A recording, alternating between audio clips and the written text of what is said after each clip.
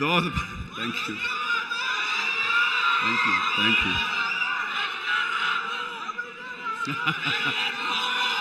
Yes ఇందాక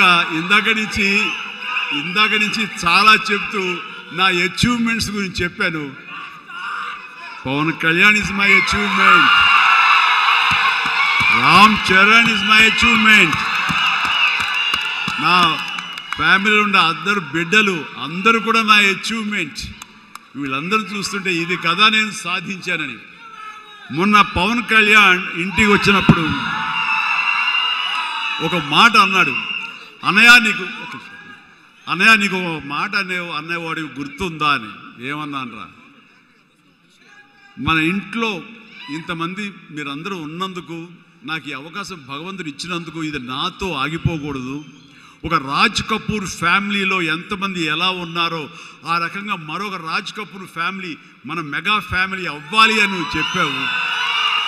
ఈ రోజున చూస్తుంటే తలుచుకుంటే నీ మాట ప్రభావం, నీ మాట మంత్రంగా ఈరోజు పనిచేసి మన ఫ్యామిలీలో ఇంతమంది 90 ఉన్నాము, 10 మంది దాకా ఉన్నావు అంటే కనుక నీ మాట పవర్. ఎందుకంటే నువ్వు చాలా నిష్కల్మషంగా అంటావు, అనేదో కన్విక్షన్తో అంటావు, అందులో ఎలాంటి పొల్యూషన్ ఉండదు కాబట్టి దానికి బలం ఎక్కువ అన్నయ్య. మంచి మనసుతో అంటావు, పాజిటివ్తో అంటావు అని కళ్యాణ్ బాబు అంటే అవును కదా అనుకున్నా.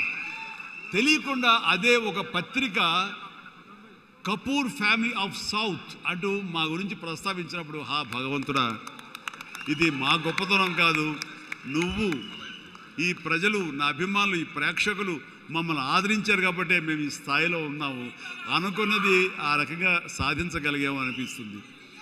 అండ్ గతంలో ఎప్పుడు నేను ఏ సభలోనూ ఇంత మనసిప్పి మాట్లాడుకోలేదు. అది మీతోటి నేను మనసిప్పి మాట్లాడుకునేంత ఆప్తుల మధ్య ఈ ఆప్తా సంస్థ సంబంధించి నా గుండెని టచ్ చేశారు. అందుకనే లోపల నుంచి అది తన్నుకొచ్చింది కాబట్టి మనస్ఫూర్తిగా నా కుటుంబ సభ్యులతోటి, నా వాళ్ళతోటి నేను మాట్లాడుతున్నట్టుగా అనిపిస్తుంది.